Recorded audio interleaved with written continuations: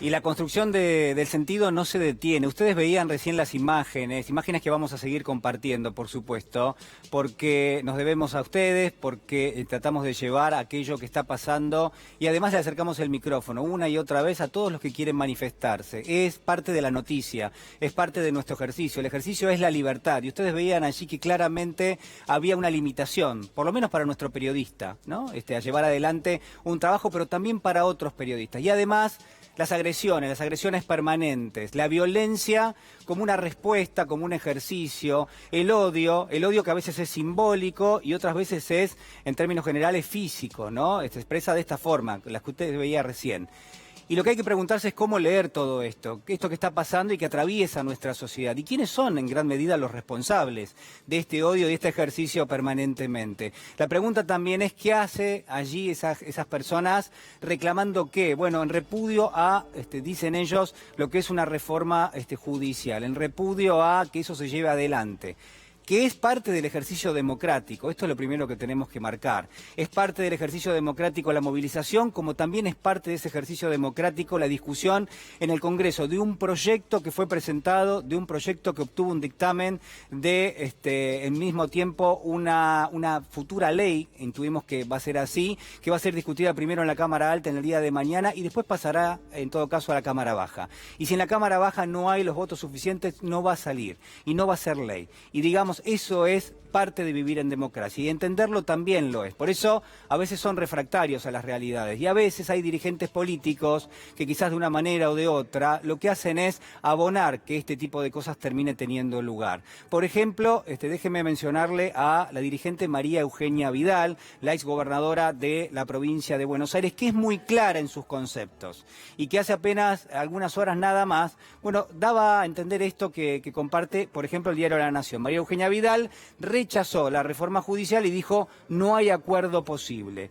El diálogo con el gobierno no solo es necesario, es indispensable, dice Vidal. La sociedad va a elegir cambiar de dirigente si no estamos a la altura de generar consensos. Cada vez es más difícil que los argentinos compren soluciones mágicas, dijo la exgobernadora bonaerense. Está claro que María Eugenia Vidal es parte, yo digo, emergente de una serie de dirigentes que aunque son dialoguistas, que aunque están más cercanos al gobierno, veremos si esto es así o no, bueno, lo que han planteado es que no se van a sentar a discutir lo que denominamos la reforma judicial. Claro, uno se pregunta en todo caso si no hay un acuse de recibo de lo que ha vivido la Argentina hasta aquí. Si en los últimos 4 años, y esto lo hablábamos recién con el doctor Barcesat, no hubo un lawfare, una especie de mecanismo que lo que terminó haciendo es persiguiendo a aquellos dirigentes políticos que no estaban en la línea que marcaba el expresidente Macri. Yo le diría que sí, que esto tuvo lugar y que esta reforma es necesaria precisamente por eso. Patricia Bullrich, otra de las dirigentes que también ha estado detrás de estas movilizaciones, ¿no? Patricia Bullrich le advirtió a Cristina Kirchner que la reforma es subrepticia y es clandestina, dice Patricia Bullrich. La ex ministra de Seguridad afirmó que la ex jefa del Estado dijo algo muy interesante y llamativo cuando señaló que la iniciativa fue erróneamente titulada como la reforma judicial. Hay un juego que está vigente, hay una disputa, yo siempre le digo, por cuáles son las herramientas que vamos a utilizar para leer lo que pasa en la realidad. Esa disputa propone para un sector de la sociedad que establezca una especie de rechazo pleno, una oposición plena a todo lo que presente este gobierno. Y entonces lo que tenemos como resultante es esto que estamos viendo.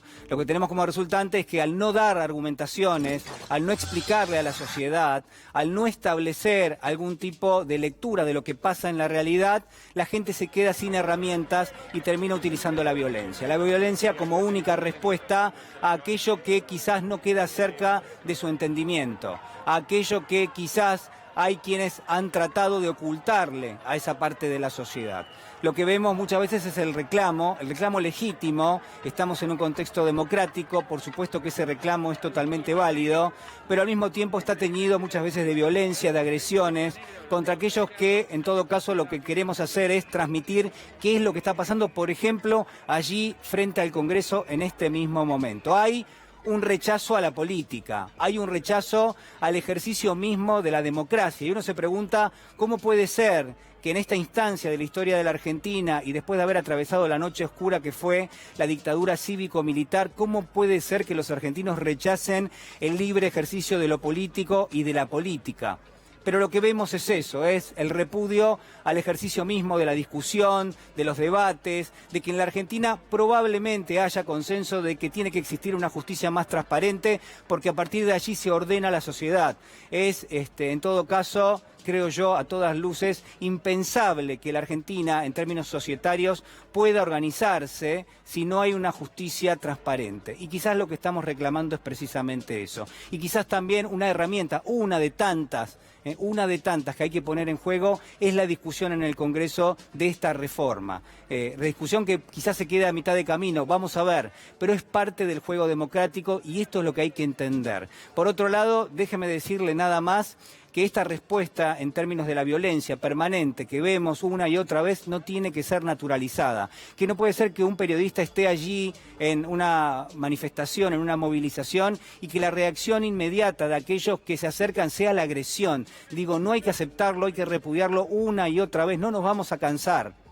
No nos vamos a cansar de repudiar esto que usted ve en pantalla. ¿Sabe por qué? Porque no hay que permitirlo, porque la Argentina tiene definitivamente que encarar un camino hacia la libertad, en todo caso entendida como el ejercicio de mis derechos hasta donde empiezan los del otro. La libertad no es una cuestión individual, la libertad es una cuestión de carácter colectivo, es lo que conforma precisamente ese concepto tan en abstracto que discuten unos, tan en términos pragmáticos que hay que terminar de discutirlo y en esta especie, yo le diría, de contexto inédito, singular, en esta pandemia que a todas luces nos ha concitado a la reflexión una y otra vez, me parece que esto tiene que quedar presente. No tenemos que ceder a la lectura de lo que pasa en la realidad, tenemos que aportar nuestra mirada, una más, pero quizás a ojos suyos, por ejemplo, una mirada que definitivamente termine dándonos una idea de lo que está pasando realmente en la Argentina y de lo que necesita definitivamente nuestro país. Vamos a hacer una pequeña pausa y ya regresamos.